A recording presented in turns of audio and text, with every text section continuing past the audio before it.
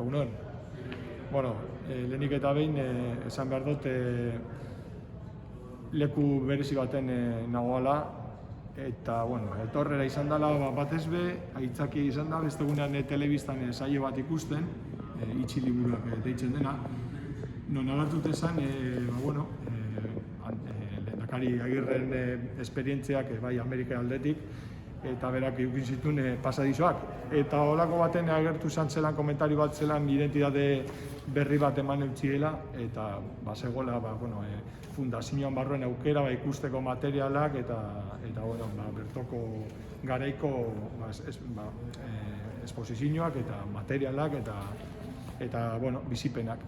Hori aitzaki hartuta, kontaktuan jarri naz Sabino Arana fundazioaz, eta bialdu duzti ona Sabinetxeara esaten esposizio bat badauela eta aukera dauela materia batzuk eta ikusteko, eta hola egin dut. Orduan, etorna zenean, lehenik eta behin atentzioa ditu doztena izan da dauen material kantitate eta kalitatea. Ez neban pentsako, lan Sabinetxean aukera zegoeniko lan ikusteko.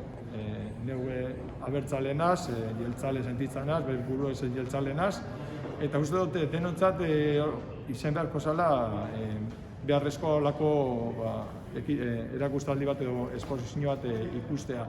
Sentitzen garenok euskotarrak hemengo bertokoak susterrak hemendoko gauzenak, uste dut beharrezko dara jakitea nondik gatozen, jakiteko non gauzen eta etorkizunean zer izango garen, oso garrantzitsua da. Eta nik uste dut bizipen asko sentiarazti izan dutezela, material batzuk ikuskeran, adibidez hementeko gune kuadro esposizio hau, Sabino Arana anaiek egin zeuden, Sabino Arana eta bere Luis anaiak egindako bozetoak eta lehen ikurriñak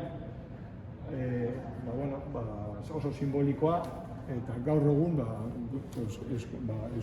Euskaldun garen guztiontzat simbolo nagusiena, ez? Eskerrik asko. Hori izan nahi dute, ez dekot besteriko lan esateko. Mila esker, benetan.